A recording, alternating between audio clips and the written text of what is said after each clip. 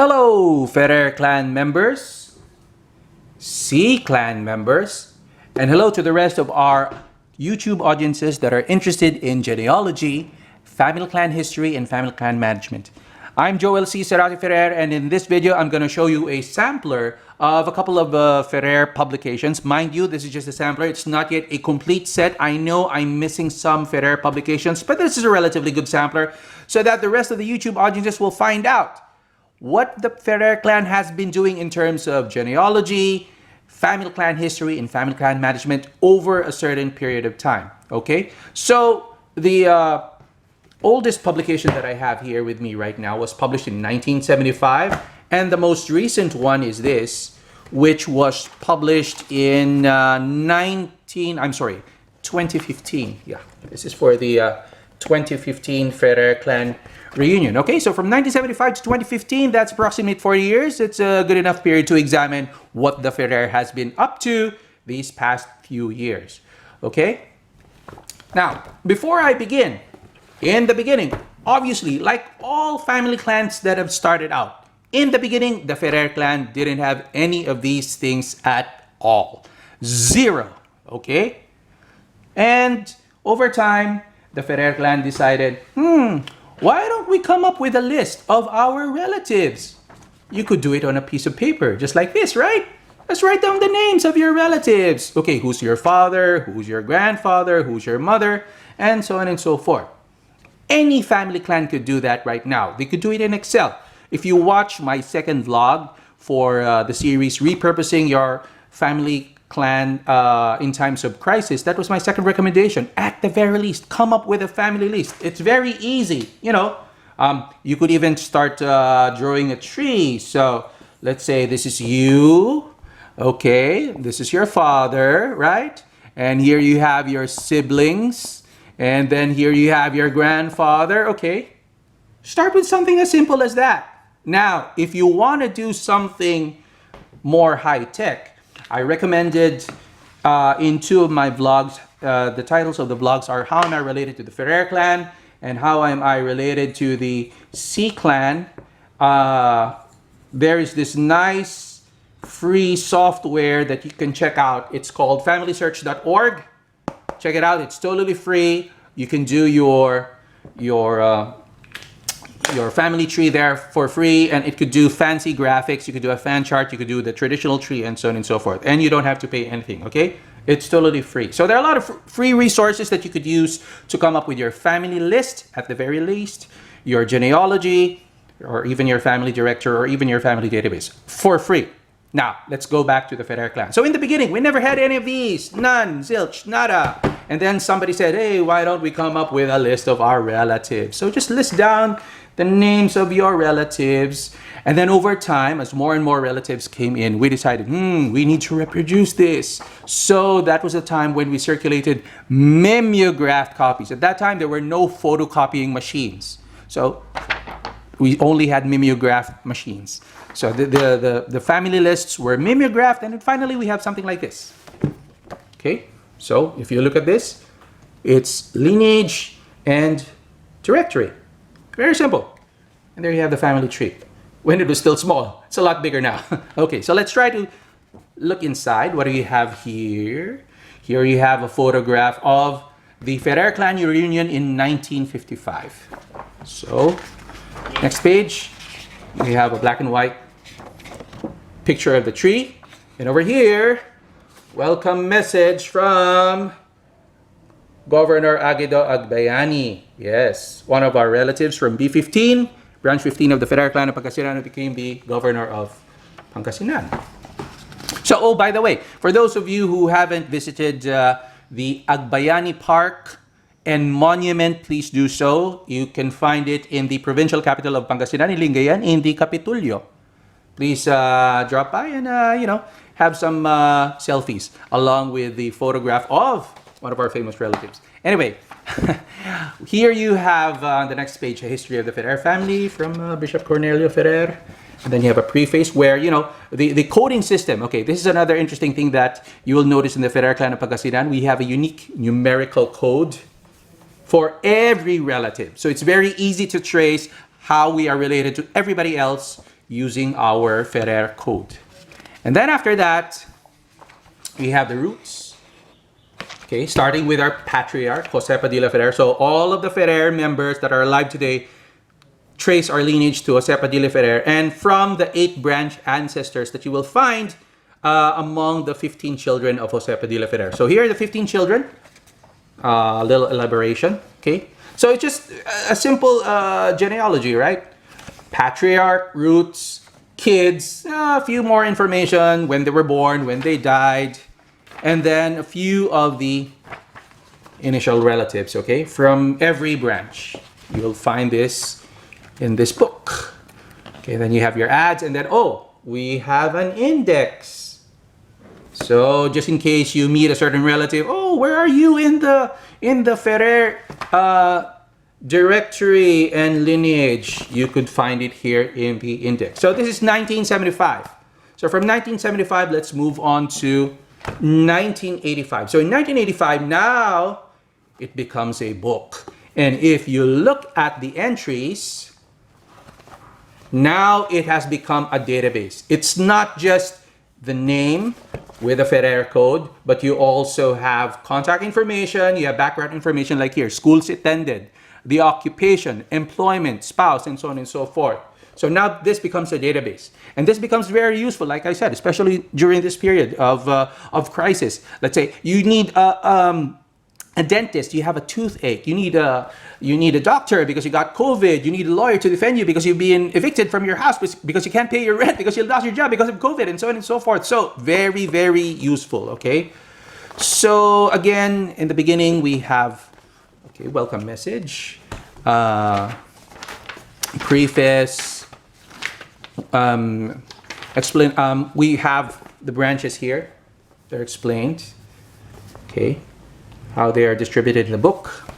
And once again, you have an index. Now, from 1985, let's jump to 1990. Okay, so you will notice that 1990 is not really as thick as this, because it's quite expensive to publish something like this. So this is basically just an update. Okay, and if you open this, another family reunion snapshot, you have program of activities, and here you have a rather awkward genealogical tree, right? So each branch has one long page.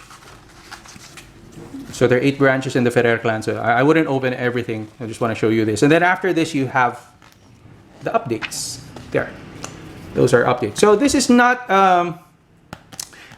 as useful as this, but definitely you'll get more information here that you couldn't get here. Okay, so from 1990, let's move on to 1995. So this is a lot better compared to this. So once again, it's a database. And here you have your index once again. This is more useful compared to this. It's a lot more updated. Okay, so let's stop here. I want to ask you, what's the difference between the publications that we had before, this one, and the new ones? First, you'll notice that they're a lot thinner. They're more like magazines compared to this where you have genealogical books. Again, not to say that this isn't useful. This is useful, definitely. But who are the only family members who would go through this? Definitely not so much the younger people, right? And if you notice, that was one of the major problems faced by the Chinese clans in Singapore. A declining membership in the young people. Why? Because they can't relate to this. I mean, older people would probably just will find this useful, but the young people, no. What for? Okay, does it meet their needs? And that is what the SFCCA is doing right now. They're coming up with programs that targets the young people. Why? Because if you look at the the pyramid, I showed this before, right? Here you have the old people. Here you have the young people. There are more people in the clan here. So if you want to keep the clan alive, if you want to keep it relevant for today's contemporary period, especially now that we have a crisis, we have to meet the needs of this. Definitely, we need to respect the traditions of the older folk. But here's where you have your majority. If you only address the needs of the older people who, won't be here around for, for a long, long time, then you will definitely lose this. So you have to find a way to meet this. And thank God the SFCCA has come up with several very good programs that are targeted for the young people. Please visit their website. I've done some vlogs about the SFCCA. Please check them out. So now I'm going to tell you what the Ferrer clan has done to address the needs of the younger people. It's primarily through this. So if you'll notice in this souvenir program, this is already 2010. Okay, 2010 there. Let's focus on the young. These are the third generation Ferrers from the patriarch, and this shot was taken when they were still young. Okay, this was during the 13th quinquennial reunion of the Ferrer clan, and if you open this, there's a little teaser about the Mahiwagang Singsing ni Pepe, a play based on the life of Jose Padilla Ferrer and our branch ancestors, right? So again, we want to appeal to young people. Our welcome message was given by Victor Agbayani, Congressman Victor Agbayani, who also served as the governor of Pangasinan, just like his father, Aguido Agbayani. And then, if we move here, there's Auntie Norma, there's me, there's our management team. So here we talked about this nice program of the Ferrer clan called Bakasyon Kanayon. We have it here. Yeah, so there's a write-up about the Bakasyon Kanayon experience here from one of the attendees. And if you look at the age group of Bakasyon Kanayon, if you could see it clearly here, you can see we have someone who is 14, here's 12 years old, you have 15, 18, 21, 13, and then you have kids as young as 11, 7, and 10. Okay, so this is what we need to address.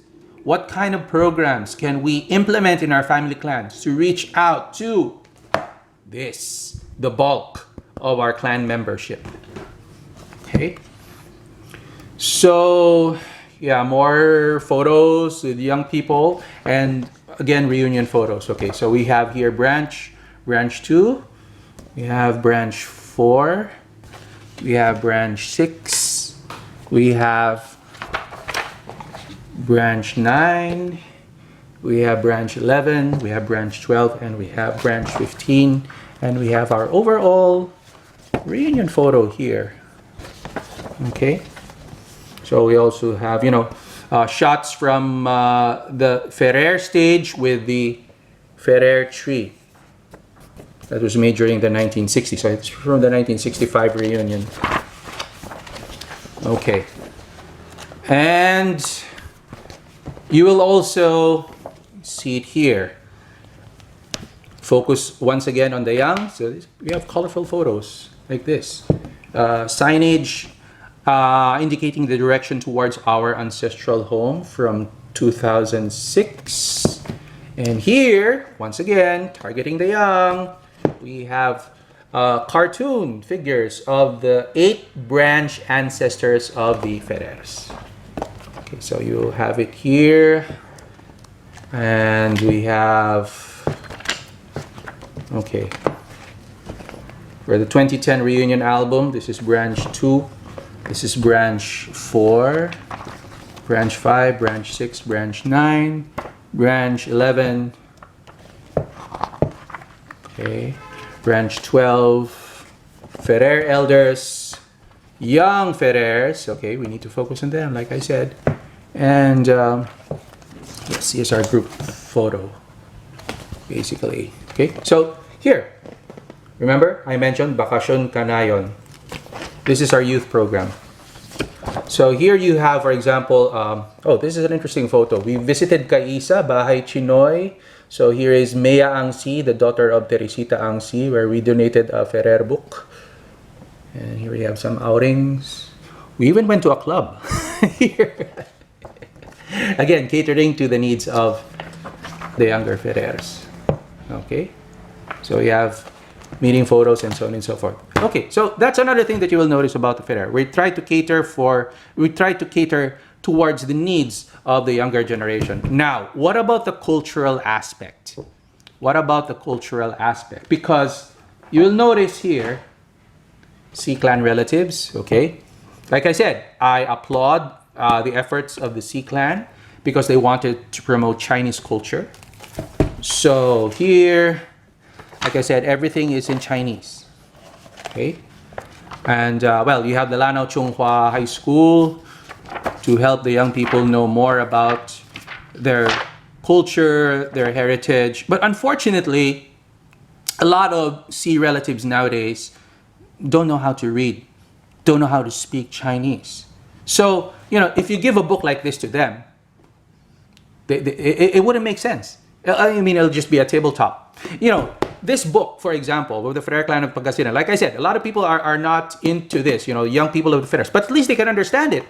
They can say, okay, that's me, that's my uncle, that's my grandfather, and so on and so forth. They can, but this, no. The young people of the C clan cannot understand this. Now, what did the Ferrer clan do so that the younger generation can appreciate our own ancestral language, which is Pangasinense? Okay, because like I said in the beginning, many of us don't speak Pangasinan. Many of us have been reared outside of Pangasinan. And what about those who have gone abroad?